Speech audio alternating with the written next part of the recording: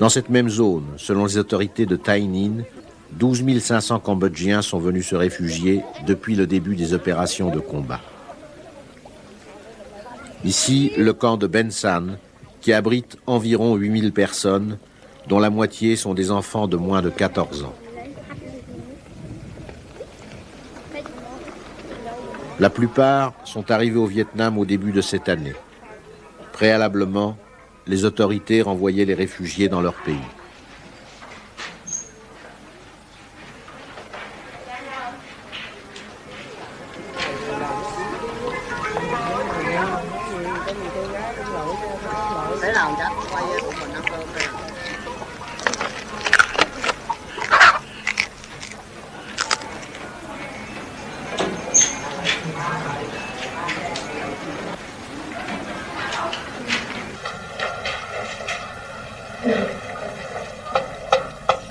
Afin d'améliorer les conditions précaires de l'installation improvisée du camp de Ben San, c'est un véritable village à la vietnamienne que l'on est en train d'aménager. Un territoire de 500 hectares de terre à cultiver doit être mis en valeur par les Cambodgiens eux-mêmes selon les principes d'autogestion des nouvelles zones économiques du Vietnam.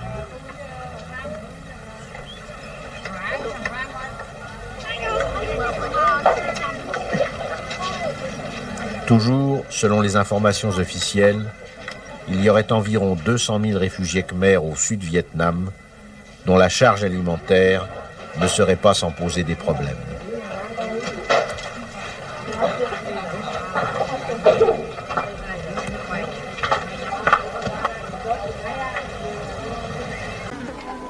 Je m'appelle Prom Sang Hei. De quelle région du Cambodge êtes-vous? J'habite à Svaring.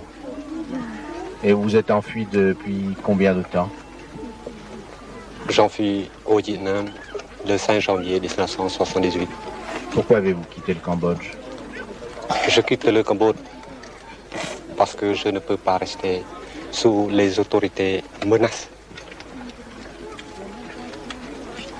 Sous l'autorité cambodgienne, c'est très menace. Vous êtes venu ici avec votre famille? Je suis venu ici avec ma famille. Combien de personnes?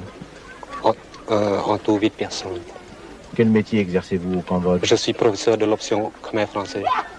Et on ne vous a pas proposé un travail de professeur? Non. Après la libération, les autorités cambodgiennes me chassent au pays natal. J'arrive à mon village natal.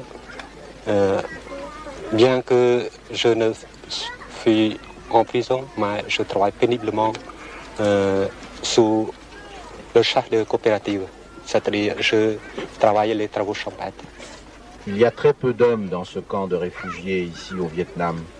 Pourquoi? Quelle est l'explication d'après vous? Oui. La plupart des hommes, c'est-à-dire presque 90%, sont emmenés aux prisons. La plupart sont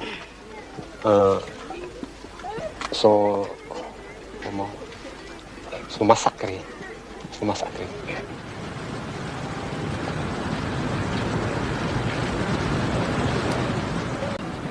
Avant de venir ici, je suis à la ville natale, à Prasot, près de la frontière. Et vous étiez originaire de Phnom Penh? Ah oui, monsieur, je suis originaire de Phnom Penh. Quel était votre métier? Seulement ménagère, mais ex-professeur de français au lycée privé Sahachun à Kampong Chan. Et votre mari, que faisait-il?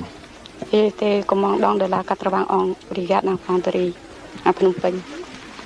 Et qu'est-il devenu? Il était condamné par les Khmers rouges.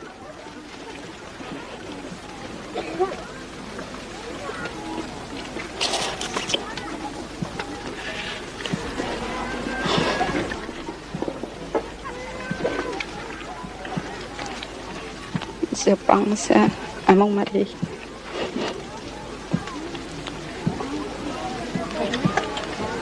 Quelle était votre vie au Cambodge avant de venir ici? Pardon? Quelle était votre vie au Cambodge avant de venir ici? Nous travaillons, tout le monde travaille au champ. Après le grand événement du 17 avril, Vos enfants également?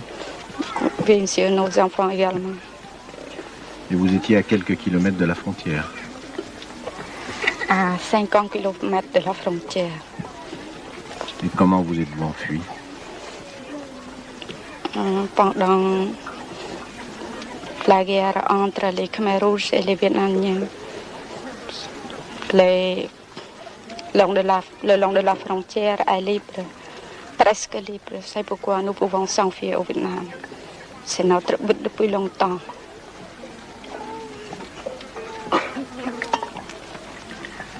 Et depuis que vous êtes dans ce camp de réfugiés, comment les choses se passent-elles? Ici, nous pouvons trouver ce qu'on est la vie.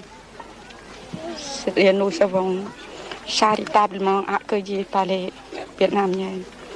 Nous avons des médicaments, des riz à manger suffisamment. C'est beaucoup mieux que notre ville natale, notre pays natal.